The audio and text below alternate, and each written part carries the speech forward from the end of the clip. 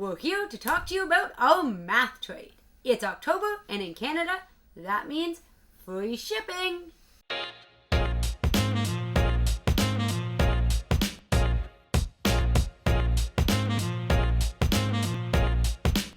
While we were cutting this video, we realized we didn't explain to you guys what a math trade was all about. So Matthias is going to walk you through what a math trade is. Sure. So on BGG, Board Game Geek, they host math trades. Essentially what a math trade is, it's a defined set of geographic regions. So you can do a worldwide math trade. We did the Canadian math trade. So basically what you do is you, within your BGG profile, you list the games that you would like to trade. Then you go into this separate system, which is affiliated with BGG, but it is separate. You go in, you basically upload all your games that you're going to trade.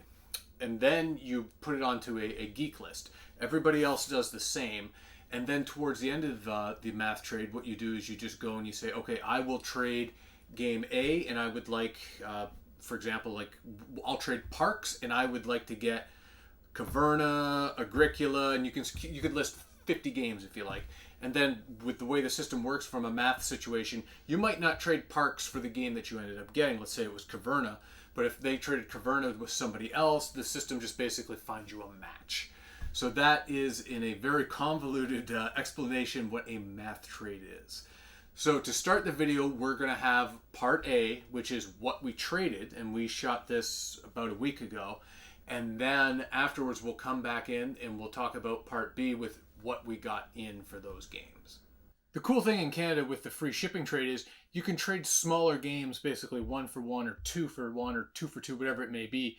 Whereas normally when you have to pay the shipping yourself, sometimes you're trading for blocks of like 3 or 4 games all at once. It becomes a little harder to deal, and people are a little tighter in terms of what they trade. So I say this is our favorite BGG math trade of the year. So I don't have in front of me what we've actually traded these games for in return, but I felt like we got good value for everything we did trade. So we're just going to basically showcase the games that we have moved and kind of explain why these games are leaving our collection. I will start first with Lavinia. Now, this is a game that you wanted very badly originally. I was a little, I wanted this game because I absolutely love the theme. It is a card drafting kind of set collection game, and overall, the game does a decent job of exactly what it is. It's a small box set collection game. For us, in comparison to some of our other wine games, I find it a little bit light. And at 2 players, there's just not enough competition going on for us to really get a big box feel. But then again, it is a small box. Yeah, I would say I wasn't expecting a big box feel. And for the price point of like $20-ish Canadian, I think there's a fair value in here. The art's great. I love the art. I love the style. I love the theming. I just don't like it at 2 players. We primarily play 2 players. They have tried to build in basically a 2-player version where you control two wine pickers. I'm not exactly sure what they're called in the game. But there's just, ultimately, at the end of the day, there's not a lot of competition. I almost feel like I can do pretty much anything I want, and you can pretty much do anything you want. And so the game, while it's fun and thematic, there's just really no oomph to it. Absolutely. Like, we took this, we played it in a vineyard. It was fun. We enjoyed it. But at the end of the day, we have limited shelf space. Yeah, I would think if it's 3 and 4, and hopefully this is going to somebody that's going to play it in 3 and 4, I think this would be a good fit for a collection. So, for our next game, we've traded Tangarden. Now, this was a game that I wanted. I saw it all over Instagram, and I just needed to get my hands on the really cool minis and the amazing artwork. And overall, it is a very good game.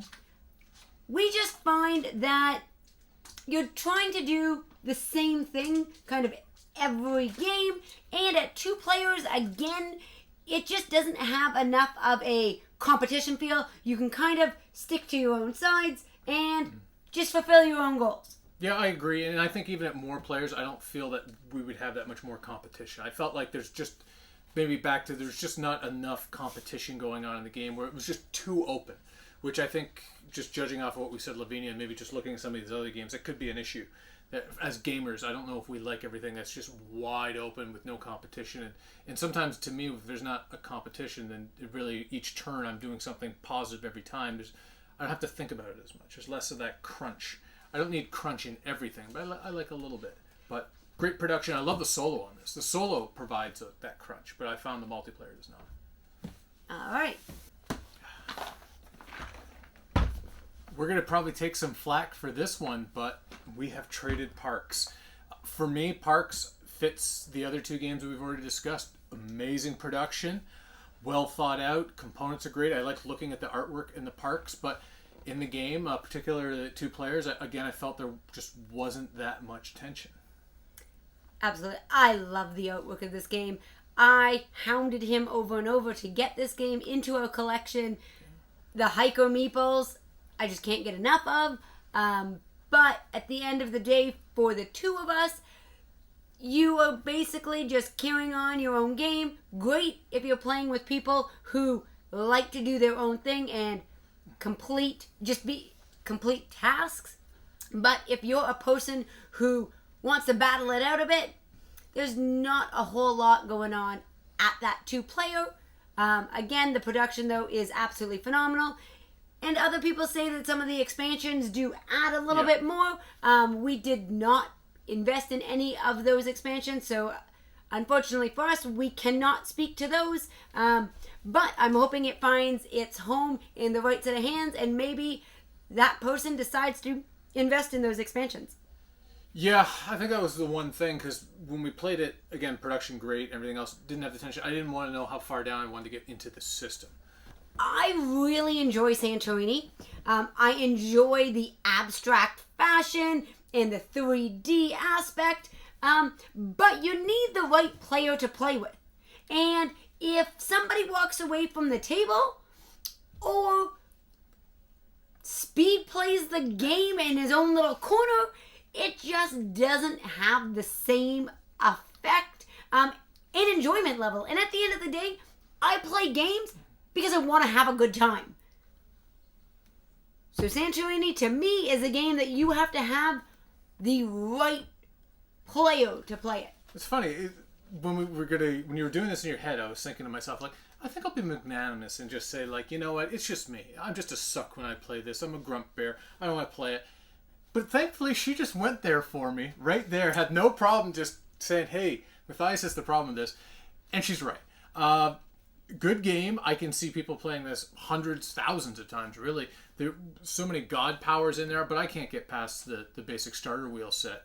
And yeah, I'm just so bad at it that I'll play it like 3 or 4 times. I just get frustrated. It's like, I don't want to play this anymore. So bad attitude would be the reason why Santorini is getting traded. Yes. The Colonists. So, I've been wanting this game for a long time. A lot of people said it was maybe better as a computer spreadsheet simulation, and I thought, people can kind of complain. After playing it, I think people might be right. I like the game, it's good, but I played the full 4 era game, and just once you're kind of going along from era 1 to 2 to 3 to 4, you're just iteratively just moving up a little bit. Your production's getting a little bit better, a little bit better, a little bit better, a little bit better, but then you're in 3-4 hours into this, and you're like, it just couldn't hold well enough for a heavy game. I'd just rather play something else. And shelf space is now becoming an issue for us.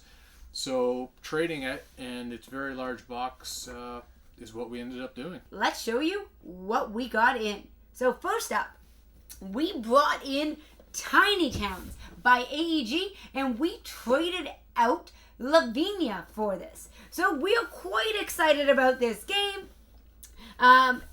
All the crazy meeples look incredible, and it's a game that I have wanted for a while. It's always been on that next time we place an order list, so I'm quite excited about this game. This is just like a light multiplayer puzzle game with great artwork and cool components. So looking forward to it, and I think this is a game when we're playing with like some of our like non-gamers, or if you just want something quick, this should fit that mold. Yeah, I think it's also a great little filler game.